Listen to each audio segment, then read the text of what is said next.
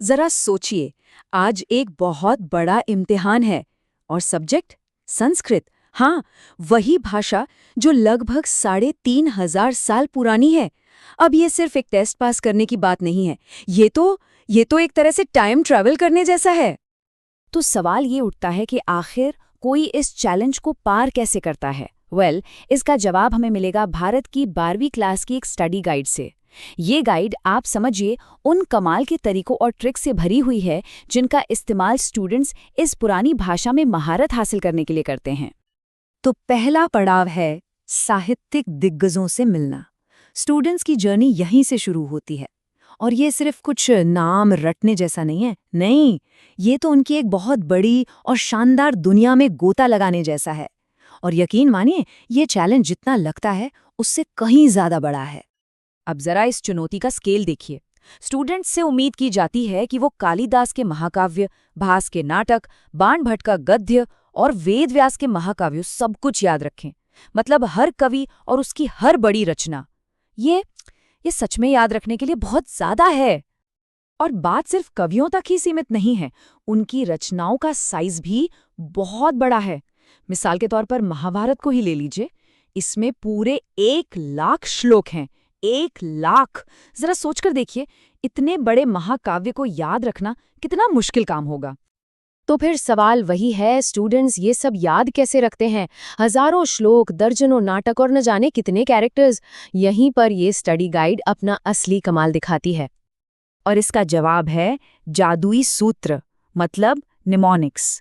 ये ऐसे छोटे यादगार वाक्य होते हैं जो मुश्किल जानकारी को एकदम आसान बना देते हैं। जैसे बाण ने हर्ष की कथा लिखी, ये याद रखना बाण भट्ट की 2 रचनाओं हर्षचरितम और कादंबरी को याद रखने से कहीं ज्यादा आसान है ना? ये तो दिमाग के लिए एक तरह का शॉर्टकट है। और ये गाइड सिर्फ रट्टा लगाने पर जोर नहीं देती। नहीं, ये तो कवियों के स्टाइल को समझने में भी मदद करती है। जैसे कालिदास, जिन्हें भारत का शेक्सपियर भी कहते हैं, वो अपने उपमाओं यानी सिमलीज के लिए मशहूर थे। तो बस एक लाइन उपमा कालिदासस्य, मतलब कालिदास की उपमा, ये उनकी पूरी लिखने की कला का निचोड़ बता देती है। तो साहित्य को याद रखने के तरीके तो हमने देख लिए। अब चलते हैं अगले हिस्से पर, संस्कृत के कोड को क्रैक करना। क्योंकि कवियों को जानने के बाद अब भाषा की बनावट को समझना भी तो जरूरी है। यहाँ संस्कृत ग्रामर का एक बहुत ही बेसिक नियम है, संधि। इसमें होता यह है कि 2 शब्द जुड़कर एक नई आवाज बनाते हैं। जैसे जगत और नाथः मिलकर जगन्नाथः बन जाते हैं। ये दिखाता है कि संस्कृत कितनी साइंटिफिक है।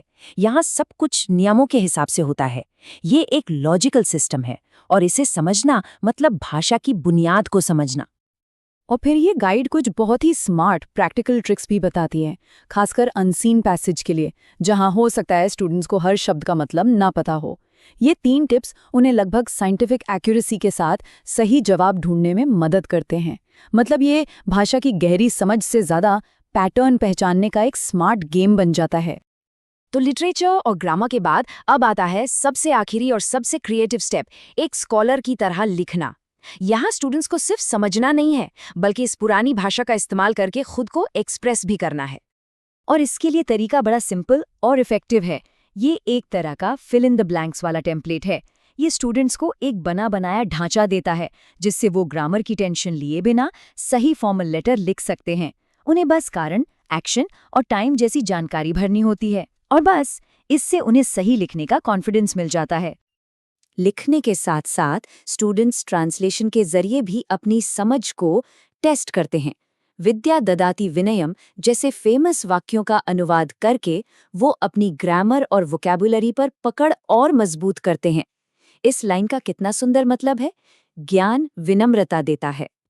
तो ये सब सीखने के बाद एक बड़ा सवाल मन में आता है, आखिर सिर्फ एक एग्जाम पास करने के अलावा इस पुरानी भाषा को सीखने का असल मतलब क्या है? ये आज भी क्यों जरूरी है? इसका जवाब भी हमें उसी स्टडी गाइड में मिलता है।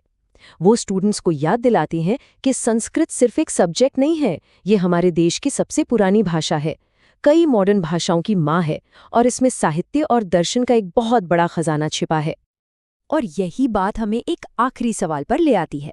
क्या ये सारी मेहनत सिर्फ एक टेस्ट में अच्छे नंबर लाने के लिए है, या फिर इसका मकसद कुछ बड़ा है? अपनी जड़ों से जुड़ना, अपनी सांस्कृतिक विरासत को समझना और उस दुनिया में झांकना जो हजारों साल पहले थी। और हम इसका अंत करते हैं एक बहुत ही पावरफुल कोट के साथ, जो कवि बाणभट्ट के बारे में है। बाणोच्छिष्टम जगत सर्वम। इसका मतलब है कि इस पूरी दुनिया में ऐसा कुछ भी नहीं है जिसका जिक्र बाणभट्ट ने पहले ही न कर दिया हो। सोचिए, ये लाइन हमें संस्कृत साहित्य की गहराई और उसकी कभी न खत्म होने वाली विरासत की याद दिलाती है, जो आज भी स्टूडेंट्स को इंस्पायर करती है।